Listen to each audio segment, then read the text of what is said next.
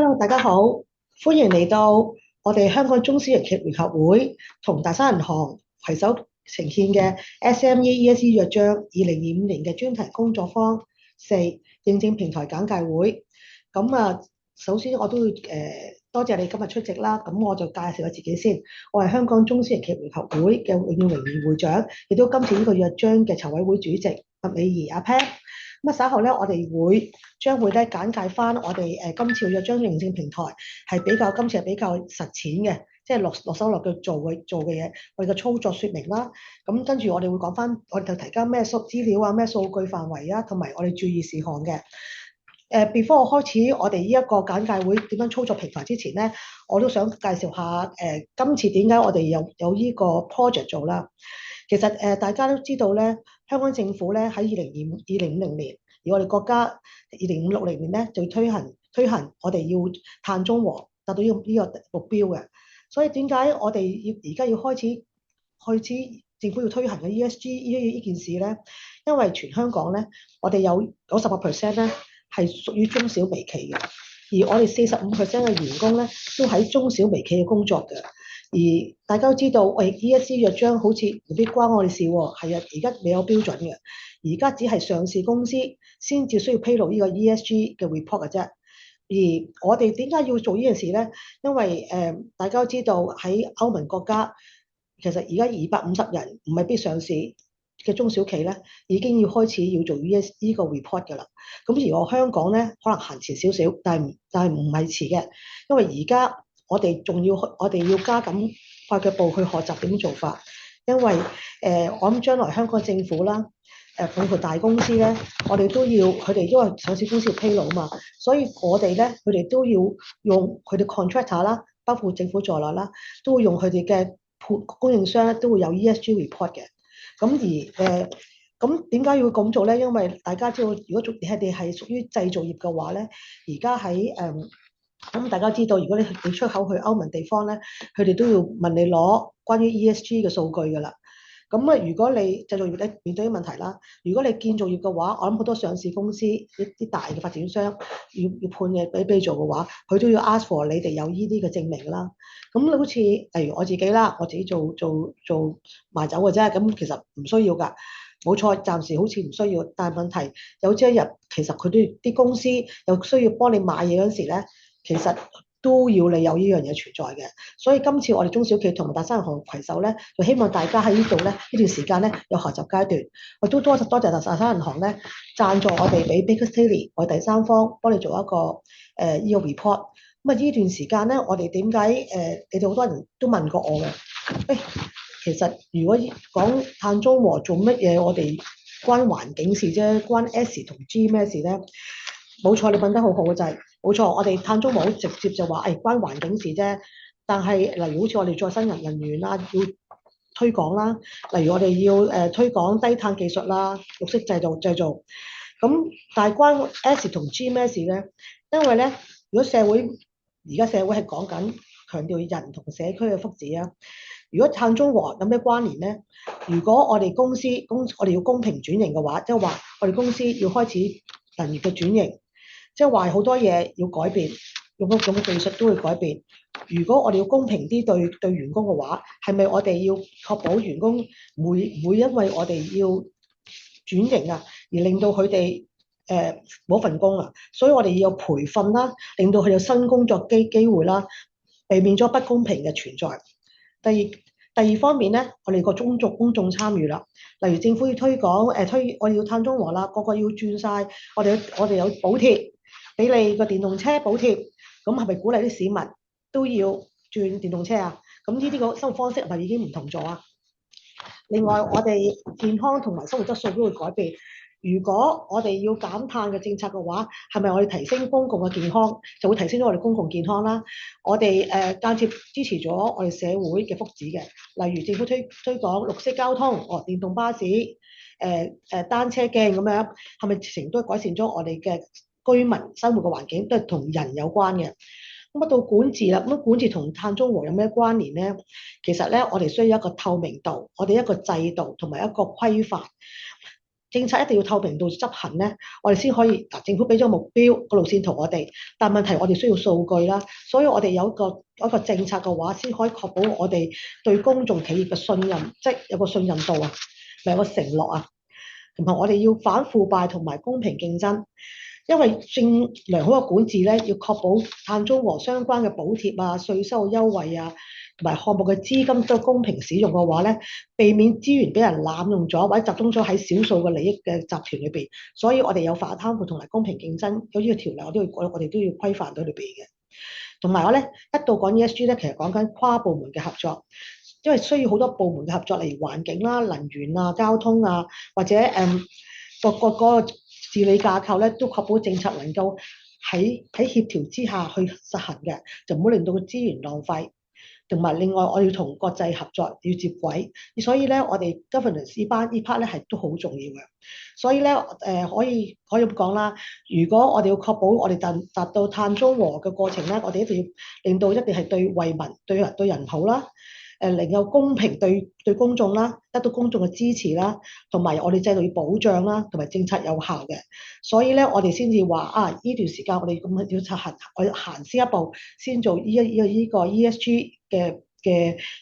約章。希望呢個認證平台咧，希望能夠幫到你哋中小企喺呢段時間係學習階段嘅。咁好多時話，喂，咁你講咁多嘢都係為咗老闆啫，因為老闆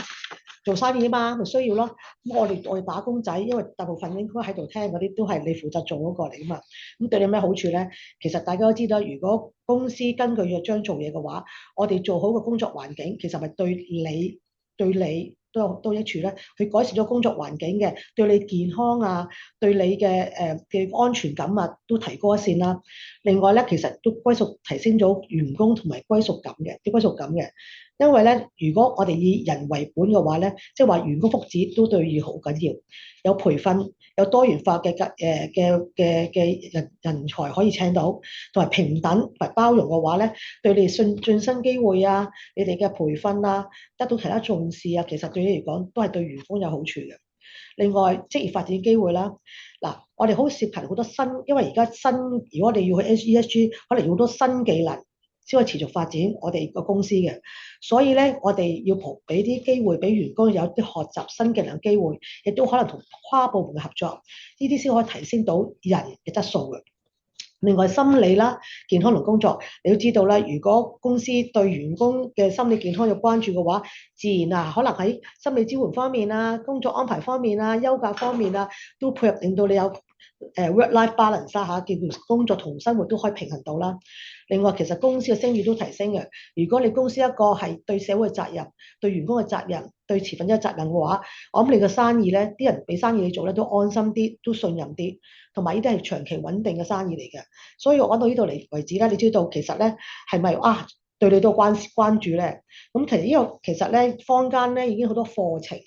係關於呢啲咁嘅 ESG 呢個 report 呢啲點樣披露 ESG 嘅 report 點做法，其實好多課程亦都係一個工種嚟㗎啦。你就算你將來未必喺間公司做到話，其實對你將來發展咧都好大幫助，因為將來所有公司都需要有呢一個認識點樣做呢個 ESG 嘅 report 嘅人才㗎啦。所以呢個經驗咧對你好緊要嘅。咁呢個平台咧，我哋而家再 upgrade 呢個平台咧。其實好簡單，亦都好方便，只不過你要搜集資料嘅啫。咁咧呢個時間咧，我就交翻俾我哋秘書處 Anna，因為 Anna 咧就會介紹俾你聽呢個成個平台嘅操作。咁稍後咧，你會見到好多 PowerPoint 嘅嘢嘅，你哋唔需要 cap 圖影嘅，因為我哋會跟住之後咧完咗呢個 workshop 之後咧，係會 send 翻嗰個 PowerPoint 俾你哋嘅。咁到時候你可以慢慢睇，跟住做噶啦。咁而家你要啲調聽喎，因為咧成個流程咧點樣實踐咧，其實你要知道佢點做法先緊要，同埋咧同一時間完咗之後咧，你可以發問問題嘅，所以你 mark 低啲 point，邊啲你有問題嘅，你 mark 低先，到我哋 present 完之後咧，你可以再問問題嘅。咁我將時間交俾 Anna 啦。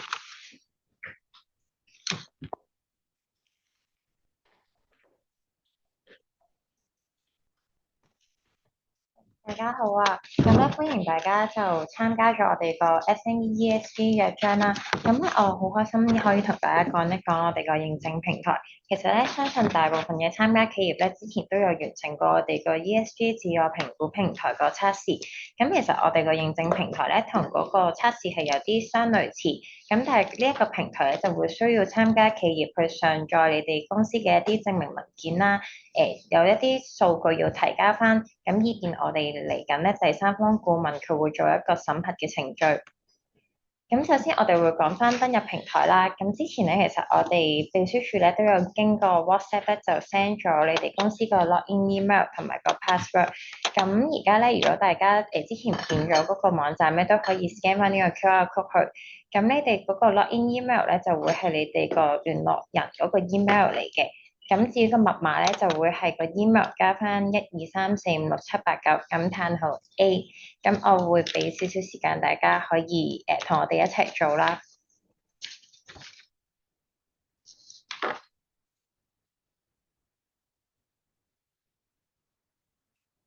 好，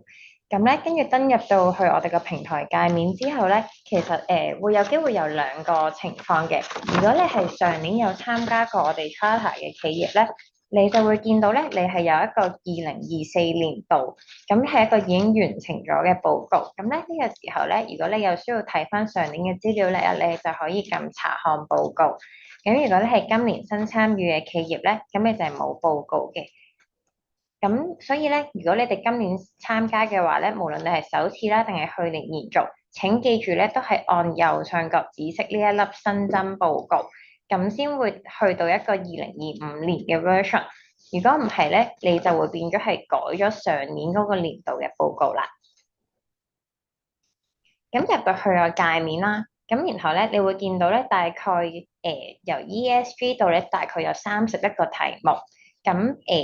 每一題咧，你都要剔翻一個是同否先嘅。咁你 click 是之後咧，其實就佢會有一個空白位置，可以俾你做一啲簡單嘅説明。但係如果你有一啲文件係需要 upload 嘅話咧，就可以響隔離選擇檔案呢度撳上傳。咁我哋個平台咧，就係 auto save 嘅，咁所以呢啲文件上傳咗之後咧，平台就會自動接收咗噶啦。咁如果咧，你哋因為要一路做落去咧，先可以 click 到去下一頁。如果有一啲部分啦，例如你未齊水費單、電費單嘅，咁你可以先剔否，然後咧等你自己儲齊咗咧，上傳完先轉翻是，咁係 OK 嘅，冇問題，唔會話你揀咗咧就唔可以改嘅。咁跟住然後咧，你頭先咧會見到我哋右上角咧仲有一個掣叫做下載 ESG 數據收集工作表。咁其實咧你 download 咗之後開出嚟咧會見到係一個咁樣嘅 Excel。呢個 Excel 咧會分咗3個部分，就係溫室氣體排放、資源使用同埋社會。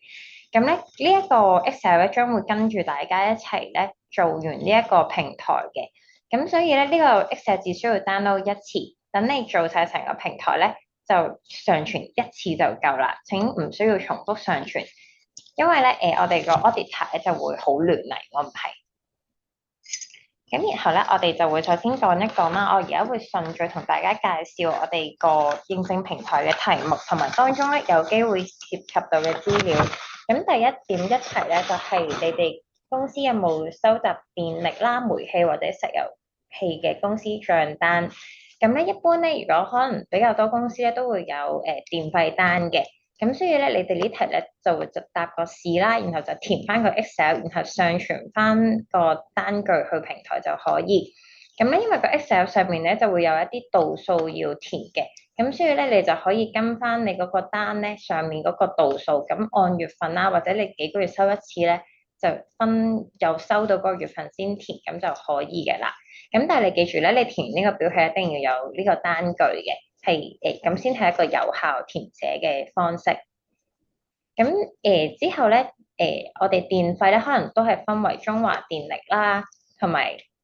港島區就係用港燈。咁只不過係嗰個帳單顯示嘅方式有唔同，但係咧做落去都係大同小異嘅。總之就係填翻個度數喺所屬嗰欄啦，港燈咧就填翻喺左手邊。中電咧就填右手邊個框框。咁如果咧，我知有啲公司咧，可能你哋係分租辦公室啦，又或者係用一啲共享辦公室，又或者你哋嘅租約團款咧已經包含咗呢啲，你哋本身公司唔會個別收到呢個帳單嘅話咧，都冇問題嘅，你可以照剔示。咁但係咧我哋就會需要你提供翻相關嘅租約啦，或者一啲細則條款，咁都係俾 auditor 做一個核實。咁跟住呢個就係水費單個方面啦。咁其實水費單咧，tick 嗰格咧就會係響資源使用嗰一頁嘅 Excel 度，咁就有一個係專填水費使用嘅。咁水費嘅做法都係相同，就係咧你會見到有一個立方米嘅部分，咁然後咧你只要填寫翻你哋嘅使用量，咁就可以㗎啦。跟住咧就係一般啦，所有公司咧可能都會用到嘅就係一個 A4 紙。咁我哋會點樣 can 咧？就唔一定要 can 你可以有兩個方式嘅。一個方式咧就係你哋平時咧訂文具嗰啲單據都會顯示到咧，你哋大概幾耐訂一次啦。咁其實就響有訂嗰個月份就入翻你哋訂購個數目就可以。另一個方法咧就係可能你哋係計 printing 嗰個 can 嘅，咁你哋就用嗰個數目咧就入翻落去呢個表。咁兩個都一樣，咁就係分別咧，可能你會如果訂文具嘅話咧，就會有一啲線上嘅訂購記錄啦，或者係一啲實體嘅單。咁如果你哋係計個 printing can 嘅，咁你就俾翻你所屬嗰個 printing 公司嗰個收據，咁 upload 上去就可以。咁跟住之後咧，我哋就會去到1.4個題目啦。咁就係關於一啲有冇用過節約用水嘅措施。其實大部分公司咧，可能最簡單咧，就係你哋用緊嘅水龍頭啊，有冇裝呢個節流器啊，或者佢係咪一啲有水效益標籤嘅節水設備。咁同埋你哋會唔會有做一啲定期維修？咁如果你哋有嘅話咧，其實到時可能你影翻設備張相啦，或者當時嗰個購買嗰個記錄，咁就上傳去我哋平台度。然後咧就係1.5能源利用效益倡議。咁你會見到咧，其實我哋平台上面咧都舉咗好多嘅例子，咁我哋就圖像化俾大家啦。咁呢啲只係一啲例子，咁如果你哋公司係有其他方式咧，都可以上傳翻相片俾我哋。最簡單咧就係可以向 Office 上面啦貼一啲告示，例如 printing 之前咧就提同事可以雙面列印啊，係咪真係一定要用printing 呢個方法？會唔會可以用電子形式去傳呢份文件啦？咁離開 Office 之前咧就要熄燈啊，呢啲告示啦。可能會唔會用咗 Zoom meeting 咧就代替咗一定要 travel 嘅方式啦？會唔會公司其實係有安排同事進行定期嘅分類回收，或者公司咧已經設置咗一啲簡單嘅分類回收箱？公司有冇使用環保紙？又或者有冇回收紙張？咁呢啲都係比較簡單常見 Office 會有嘅。1.6方面咧，就係一啲可能高階啲嘅節能措施啦。咁包括就係之前有冇試過申請裝電嗰個可以資助你哋轉用 LED 燈嗰啲計劃啊？跟住公司可能 pantry 啊或者其他電器咧，有冇使用一啲能源標籤嘅電器？本身可能咧柴油或者汽油車輛咧，會唔會而家已經轉用咗電動車？1.7個方面咧，就可能係一個好簡單嘅供應鏈上面嘅問題啦。咁可能你喺生產嘅時候，會唔會係有監控個製造過程，特別留意點樣減少個溫室氣體排放？你哋選用嘅原材料係咪一啲可以回收啊，或者一啲環保循環作用嘅物料？你哋會唔會有進行一個評估，係對於呢個產品或者個服務對於環境嘅影響？又或者呢個產品會唔會攞到一啲環保或者可持續發展嘅認證標籤？咁然後咧，除咗頭先產品方面啦，就係你哋會唔會個產品都擁有一個認證或者相關認可？咁可能咧認可方面咧，就係一啲由政府舉辦嘅獎項啦，係比較具公信力嘅，又或者係一啲國際認可嘅認證標準資格啦，例如 ISO 14000啊、ISO 14001咁樣。咁咧，我哋喺個 notes 咧都有相關嘅連結附翻俾大家啦。咁如果大家本身係有興趣知多啲，都可以 click 上去睇下嘅。咁咧，或者咧，你哋公司會唔會本身都有參與一啲坊間或者政府嘅約章啦？咁我哋呢個 SME ESG Charter 當然係其中一個啦。仲有啲咧就係惜食約章、零碳約章、一啲由政府舉行嘅節能約章等。咁都希望大家咧會可以多啲參與，咁了解多啲呢啲活動。如果有參加過咧，咁其實將 cert 啊或者參加過程嘅資料咧 upload 翻上平台就可以㗎啦。咁跟住就係1.10，其實咧就會出現翻呢個 Excel 表咯喎。咁你就會見到啦，呢一欄咧主要係今次就係嗰個私家車啊。如果你哋公司咧係有公司車或者有一啲運輸嘅車隊咧，咁呢一個你哋就需要填寫啦。填完一個汽油使用之後咧，點樣去證明咧？就係你哋可以問翻你哋嘅會計，上傳翻相關嘅油費收據，或者你一啲內部一啲可能petty cash 嘅文件啦，咁都係一個證明嚟嘅。咁如果你哋公司已經轉用咗電動車嘅話咧，咁只要將咧你哋當時購買電動車相關嘅文件咧上傳到平台，咁就可以㗎啦，咁就唔使填呢個表格。咁跟住咧，11就係咧關於你公司有冇遵守一啲相關嘅環境法律同規例啦。咁我哋知咧，其實唔同國家咧、唔同行業咧，響營運嘅時候都會需要牽涉到唔同嘅法例。咁喺呢度咧，我哋就輕輕列舉咗一啲香港會有機會出現嘅。咁因為唔同行業涉及嘅條例會有唔同，咁所以你哋可以參考翻。咁如果你哋可能本身製造業有其他進出口、其他國家嗰啲咧，你哋都可以輕輕列舉翻出嚟，俾我哋做一個參考指標。然後咧，跟住去到12咧，其實就會係我哋環境關鍵績效指標嘅最後一項，你都可以話佢係一個小總結，因為之後咧，其實我哋會無論係照明系統啦、水方面咧，其實就會提好多唔同嘅措施出嚟啦。咁當中咧都會有唔同嘅減碳潛力啦，你要投資啦，同埋實施個容易程度嘅列舉咗俾大家做一個參考。咁你哋咧都可以按翻你公司嗰個情況同埋能力啦，咁去盡量咁使用。咁如果一啲本身你哋已經有嘅話，咁當然就係 upload 啲相啦，或者啲文件俾我哋啦。咁但係如果你話啊，本身我哋公司可能之前未有呢啲制度，其實就可以喺個問卷度剔否先。但係咧，你就睇下邊啲係比較簡單，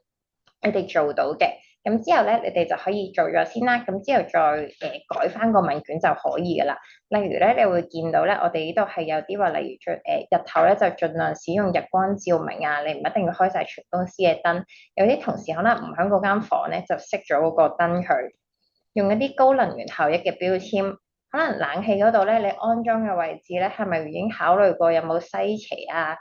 跟住你哋有冇定期清洗嗰個過濾網？其實好多咧都係可能係你哋本身已經有做，或者有安排一啲公司過嚟做一啲定期檢查同維修，但係你哋就冇諗過咧，原來呢啲都可以記錄低嘅喎。咁所以咧嚟緊咧，你哋都可以參考翻呢個表格啦，咁就逐項咁樣睇翻你哋有冇咁樣做。咁例如咧，其實連喺紙張消耗嗰度啦，除咗雙面紙啊、散墨模式之外咧，其實如果你哋本身公司有一啲 memo 係提醒同事，可以盡量透過電子通訊科技去 send 嗰個PDF 啊 Word 咁出去，而唔係 print 出嚟咧，呢啲 memo 咧都係可以係一個證明文件嚟證明咧，你哋公司其實係好注重環保嘅。好，咁頭先咧，我哋去到用水措施個方面啦，你會見到啦，其實咧由你哋個 toilet 啦，去到你哋 pantry 嘅水龍頭啦，全部都係可以有呢啲相關嘅措施嘅。咁然後咧，另外就可能如果可以揾 admin 同事啦，安排少少用一啲紙箱咧，做一啲簡單嘅回收箱放喺公司嘅當眼位置啊。跟住然後咧，你哋會喺揀一啲供應商嘅時候咧，可以揀一啲可循環嘅麥粉啊、碳粉供應商咧。咁其實呢啲都係一個可以幫助到啲，尤其是重視文書公司嘅服務性行業咧，都可以實踐到 ESG 嘅。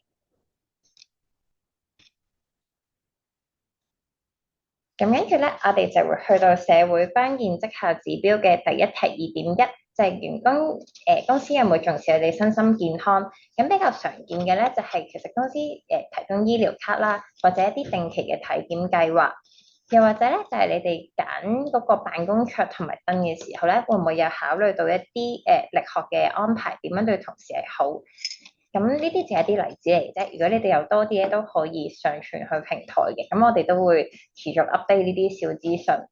咁另外咧就係公司會唔會已經有一啲職安健相關嘅約章參加咗啦？又或者係有一個採納咗 ISO 45001一啲職安健系統嘅標籤，咁就為員工提供呢個環境。然後去到2.3啦，就係一個有冇提供具競爭力嘅薪酬同福利嘅待遇。咁其實具競爭力咧就唔一定淨係加人工嘅，其實可能你一個老闆啦，同個員工佢每年 review 佢個工作情況啦，去進行調整。咁然後或者佢哋有其他康樂活動啊，可能你個 pantry 有時有個零食錢啊，其實呢啲都屬於係一個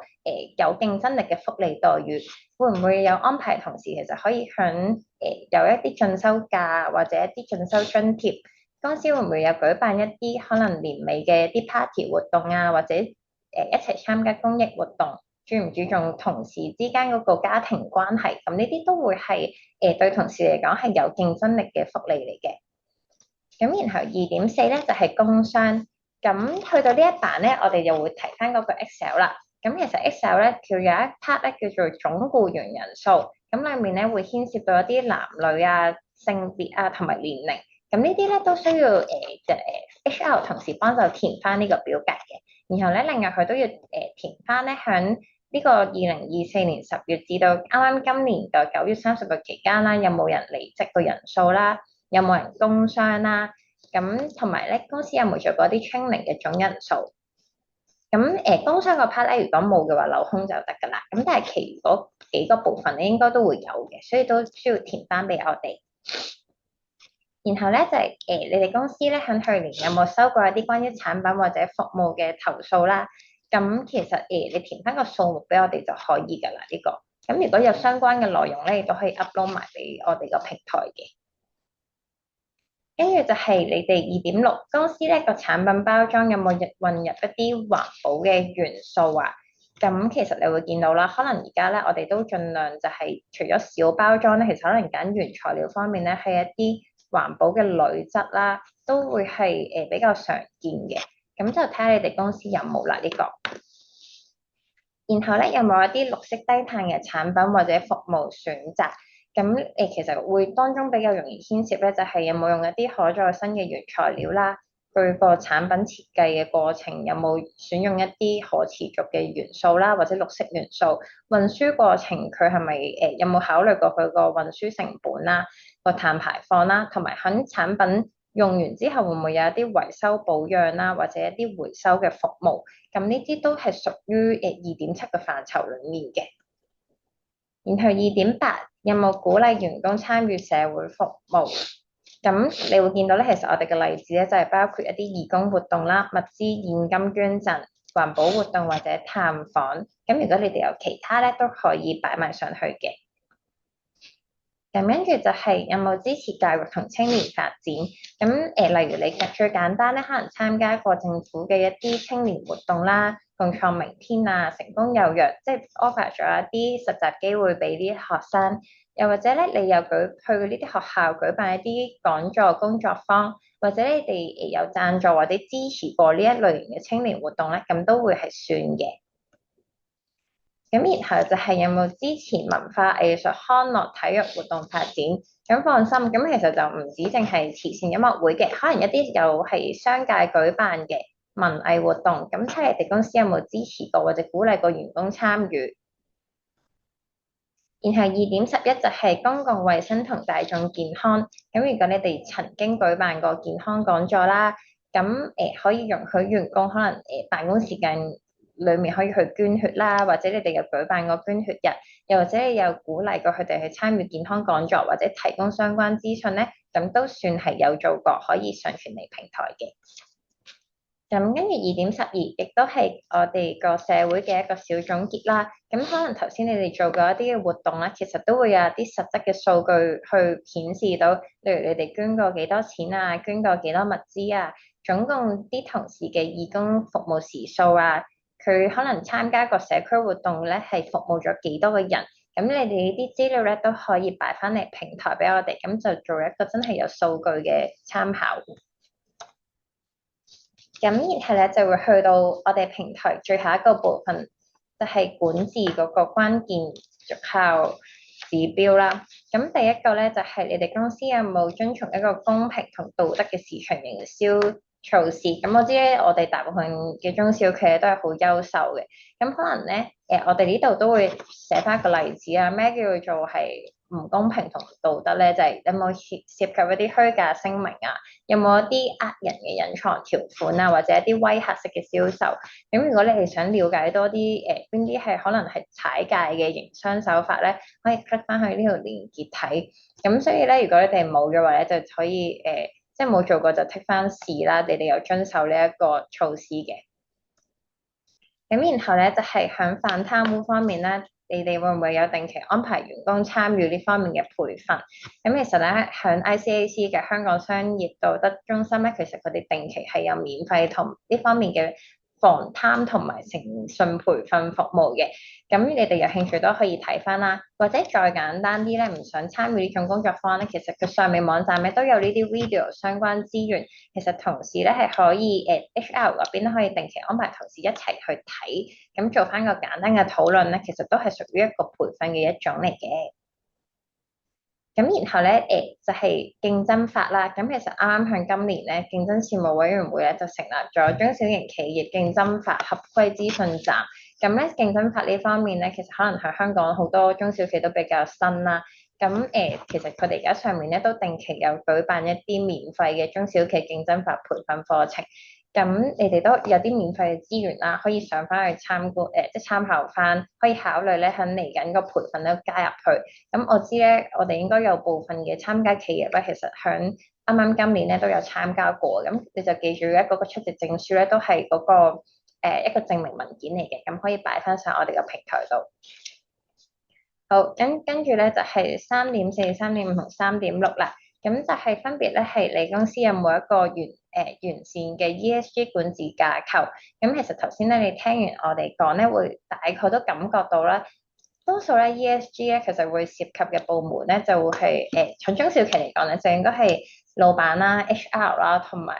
一啲 admin 同事。因為咧佢哋係掌管咗成個公司嗰個營運個方向啦。咁所以咧其實由佢哋去制定咗呢啲守則啦，個分工邊個負責邊一樣之後咧，再定期可能一年有1-2次檢討個成效啦，同埋確保同事去知道呢啲資訊咧係好重要嘅。咁咧其實點樣叫一個完善嘅架構就好簡單，中小企咧你就純粹係講翻你係有指派同事做某一個工作咧，咁樣就可以㗎啦。咁第二個咧就係定期檢討同強化董事會結構運作啦。咁如果咧你哋係呢個咧就會涉及到一啲男女嘅比例啦，或者會唔會夠唔夠多元化？咁呢個咧好視乎你哋公司一個實際嘅營運情況嘅。咁如果你哋有定期去開會討論呢啲嘅話咧，你哋都可以順傳翻資料去講嘅。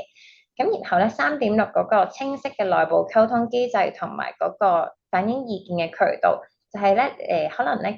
同事會唔會平時係有一個例如 HR 同事係有個負責聽呢啲嘅，或者你哋要定期會大家一齊開會討論你哋公司內部嘅情形嘅。咁呢啲咧都會係呢個管治想睇到你哋公司有冇呢個溝通嘅表現。咁咧所以你哋可能如果有相關嘅會議啦，又或者你哋有相關嘅聯絡人。呢啲資訊有呢啲通告咧，都可以擺去我哋個平台度，咁就作為一個參考。咁最後咧就會去到3.7，咁其實你會見到咧3.7上面咧有10幾個唔同類型嘅政策啦。咁其實咧又唔係話全部咧都關所有參加企業事嘅，咁但係可能70%都會關你哋事嘅。咁我哋而家咧就會一齊去嗰個平台度咧睇一睇嗰個使用方法啦。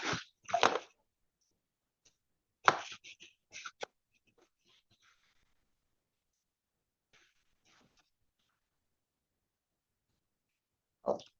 咁咧而家大家咧就會見到啦，其實咧裡面就會有一啲廢物管理政策啦、溫室氣體減排目標啦、保養維修政策啦、平等就業、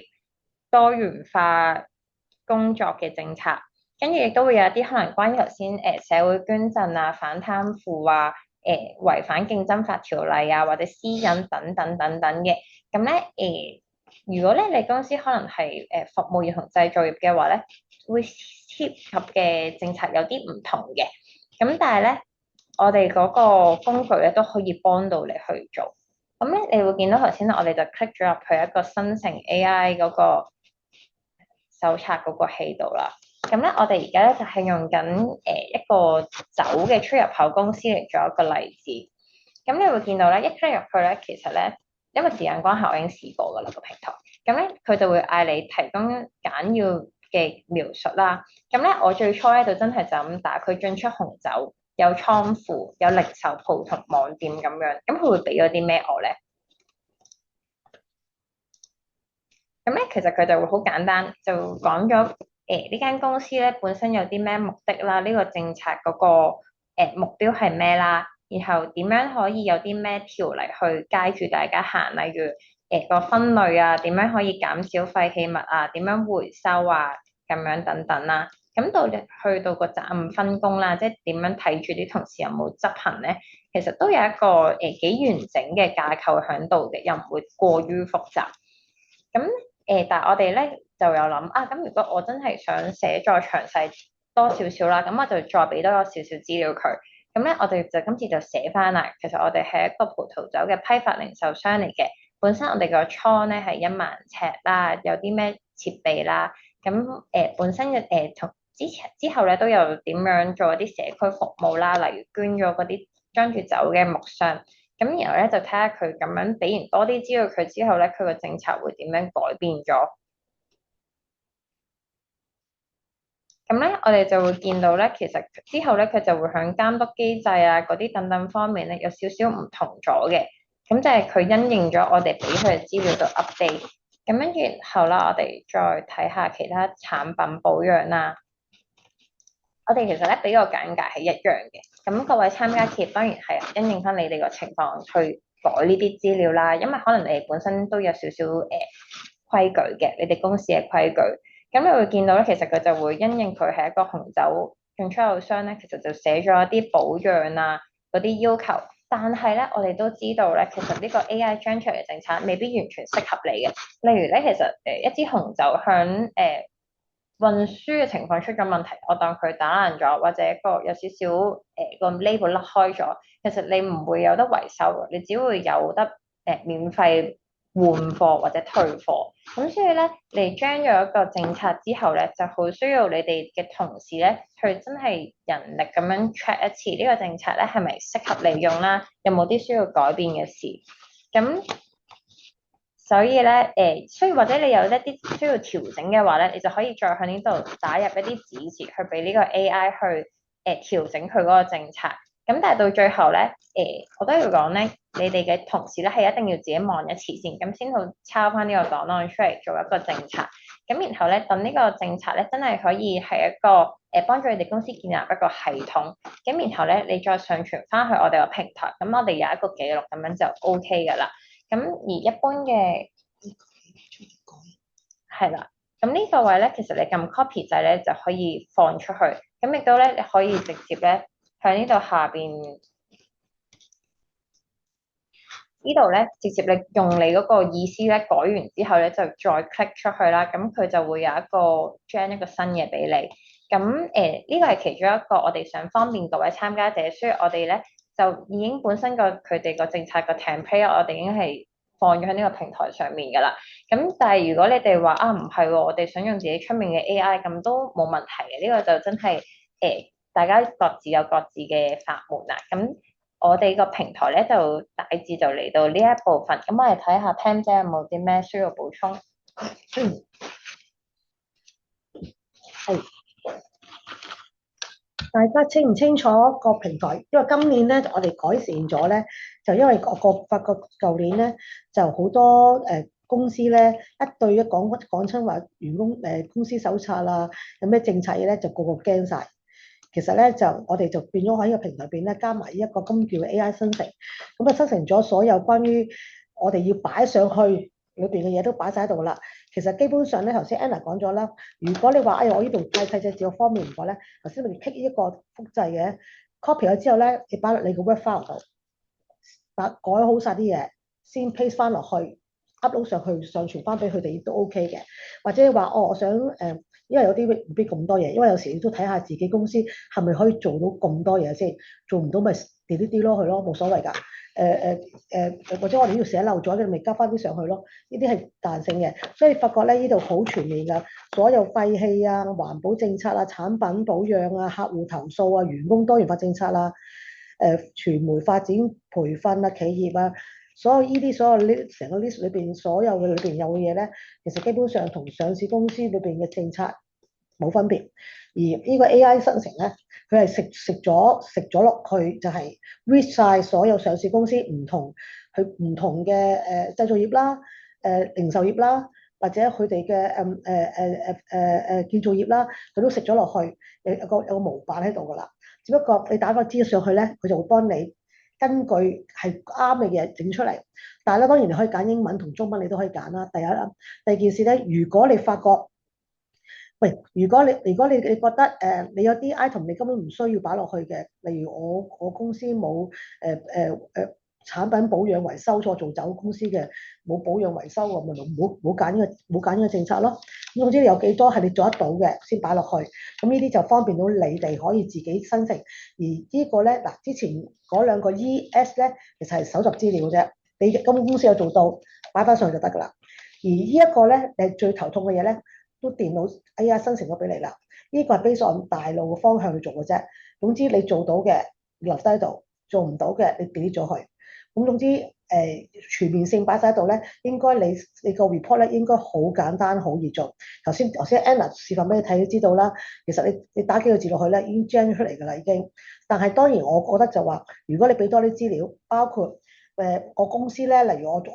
倉嗰邊會多啲人喎，危險性高啲嘅，可能唔知安全嗰邊係喺倉庫多啲嘅，你俾多啲資料佢，等佢知道啊，嗰邊裏邊有幾多人，包括有咩工種，哦有司機，有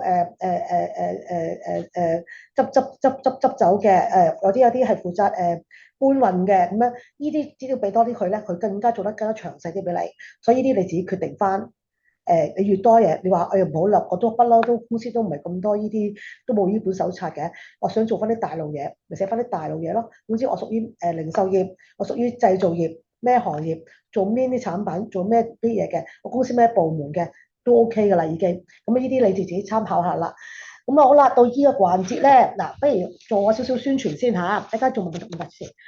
大家都知道咧，我哋咪有個簡易平台嘅。喺我哋之前，我哋初你哋聽之前 seminar 呢個自我評估成係呢個係簡易版嚟嘅，佢有個評估，大概有啲公司未做過 ESG，仲唔知自己得唔得嗰啲咧，就做個簡易平台評估完之後咧，就會上傳俾我哋，跟住而大山銀行咧都會俾一個，如果你達到個標準嘅分數咧，佢又俾一個啲銀行嘅優惠佢啊，或者等等嘅嘢俾佢啦。但係而家我哋有個新計劃咧，如果你哋聽完之後發覺都幾好喎，但係我啲供應商啊或者我啲客咧都係做生意同我 friend，佢又或者佢都冇做過 ESG 喎，你都想鼓勵佢，因為點解咧？其實你個供應商就等於你嘅 ESG 裏邊範圍3個範疇裏邊㗎，Scope 3嘅，OK。咁啊，如果佢哋都未做過喎，你可以 share 呢個平台，你可以 cap 圖啦，share 呢個平台俾佢。你呢個叫佢 log in，叫佢填咗評估，好少題目嘅啫。填咗之後 submit 上去，咁我哋就會有銀行聯絡佢啦，我哋中小企會聯絡佢啦咁樣。咁啊可能出年先參加到我哋呢個評估㗎啦。但係咧呢段期間咧，如果你 refer 多啲公司去試玩呢個平台嘅話咧，我哋年尾咧我就會視乎你多與少啦。當然你多 refer 多嘅話咧，我哋會頒一個證書俾你，你係我哋嘅 ESG 大使啦，亦都可能我啲靚禮物送俾你嘅喎。所以大家幫手幫我宣傳下出邊，因為我想多啲，因為我都做我哋公共會咧嘅致力咧係想做一件事，就係幫呢個社會 ESG 行快啲。我哋嘅碳中和行快啲，所以我哋更加多公司咧可以參與學習呢個 ESG 嘅評估啊，即係呢個 learning stage，我覺得要大家都要參與多啲啊，所以大家幫手幫我傳開去咯喎。好啦，時間咧就交俾你哋，你有冇乜問題問？嗱，頭先個 PowerPoint 咧，Anna 講嗰度咧都會到時 send 翻俾你咁多位嘅，咁你到時慢慢睇，到時打嚟問我哋都得。但係如果即時有啲問題問咧，你可以即刻問，咁我可以答到你。我俾時間問問題咧，好冇啊？你可以舉手嘅喎，你可以講嘅喎，唔一定寫嘅喎。係啊，你可以舉手講嗰時咧，我可以即刻答你喎。嗱，如果冇嘅話咧，我就應該今日嘅工作坊就完㗎啦。再有咩問題唔緊要嘅，有咩擔心唔緊要嘅。今次我哋錄影咗，如果係不過好粗長，如果你需要睇翻咧，我哋都可以交俾你。第一，第二件事一個 PowerPoint 裏邊啲資料咧，都會可以 send 俾你哋。